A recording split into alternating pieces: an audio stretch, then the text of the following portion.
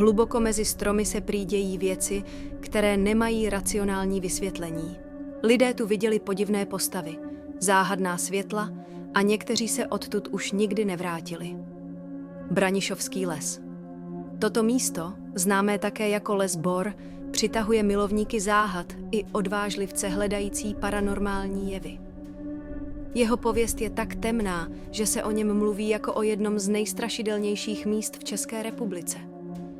Příběhy, které se v tomto lese vyprávějí, nejsou pro slabé povahy. Ale co se skrývá za jeho tajemnou aurou? Mezi nejděsivější legendy patří příběh o černém muži. Svědci popisují vysokou postavu zahalenou v temném plášti, bez tváře, která se pohybuje mezi stromy. Prý přináší nevysvětlitelnou úzkost a v některých případech i fyzické problémy. Jedna z legend vypráví o skupině mladých lidí, kteří se rozhodli přenocovat v lese. Zpočátku šlo o nevinnou výpravu, smích, praskání ohně a tiché zvuky nočního lesa. Pak však přišla ta chvíle. Někdo si všiml pohybu mezi stromy. Černá silueta, nehybná, pozorující. V tu chvíli vše stichlo, jako by se celý les přestal hýbat. Jeden z nich se pokusil promluvit, ale hlas mu uvízl v krku. Pak se silueta začala blížit. Neběžela, nešla, ale najednou byla blíž, jako by se posunula mezi stromy v jediném mžiku. Panika se šířila skupinou. Všichni viděli to stejné. Někteří se dali na útěk, jiní zůstali stát, paralyzovaní děsem. Od té noci je pronásledovaly děsivé sny a některé z nich začaly trápit podivné zdravotní potíže. Do lesa už se nikdo z nich neodvážil vrátit. Místní obyvatelé věří, že černý muž není jen obyčejným přízrakem. Je to strážce lesa, který se zjevuje nezvaným hostům jako varování a chrání klid lesa. Je černý muž skutečný? Nebo je to jen legenda, která má odradit od vstupu do lesa? Dalším fenoménem spojeným s Branišovským lesem jsou záhadná světla. Svědci těchto jevů popisují malé zářící koule nebo podivné paprsky světla, které vyvstanou z ničeho nic a stejně rychle zmizí. Ať už se člověk pokusí přiblížit, nebo je sleduje jen z dálky, zmizí beze stopy. Nad těmito světly se dodnes vedou dohady. Někteří je považují za duchy zemřelých, nebo za energii spojenou s tragédiemi odehrávajícími se v lese.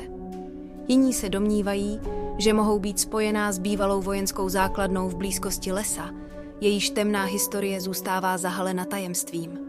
Vzpomínkou na něco nevysvětlitelného je vyprávění Lucie, která se s kamarádkou vypravila na večerní procházku do lesa. Byla už tma, když mezi stromy zahlédli zářící kouli, která se pomalu pohybovala kolem nich. Lucie s kamarádkou se přiblížili, ale než stihli cokoliv udělat, koule zmizela. Jakoby se náhle vytratila, aniž zanechala jakoukoliv stopu.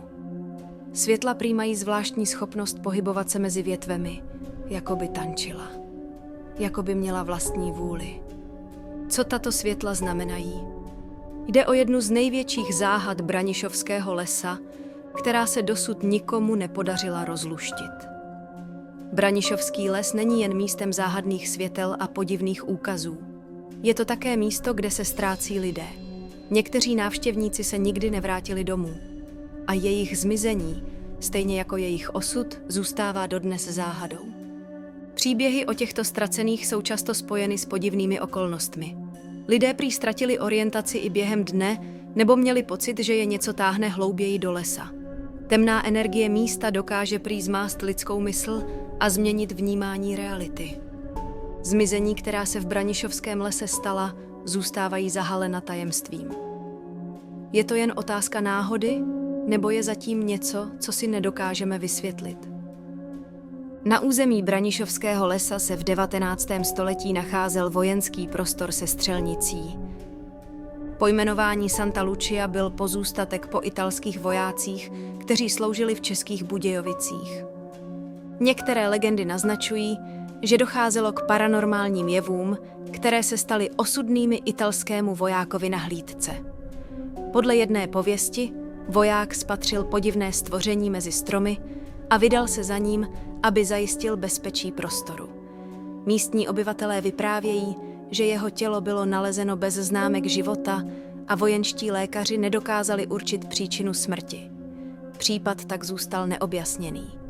Otázkou ale zůstává, jestli není spis vojáka jen pečlivě utajován ve vojenském archivu. Traduje se, že jeho duch prý dodnes bloudí lesem a děsí každého, kdo se přiblíží k místu bývalého strážního domku.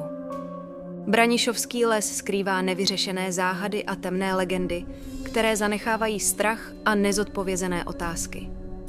Co všechno se v jeho hlubinách ještě skrývá? To zjistíte v našem dalším videu. Nezapomeňte nám napsat do komentářů svůj názor na Branišovský les. Odvážili byste se do něj vstoupit?